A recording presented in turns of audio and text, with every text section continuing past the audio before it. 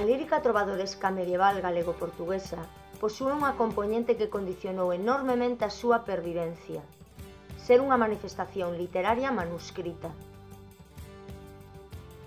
Esta variable non só limitou a copia de textos na época medieval, custosos e exclusivos do estamento privilexiado, senón tamén a súa pervivencia ao longo dos tempos. O ámbito galego-portugués conserva un feixe de testemuños literarios medievais escritos, poucos en comparación coa súa lírica nai, a provenzal. 3 cancioneiros e outros documentos menores en cantidade, mais non en importancia, xa que un deles contén información de gran trascendencia para entendermos a nosa escola medieval.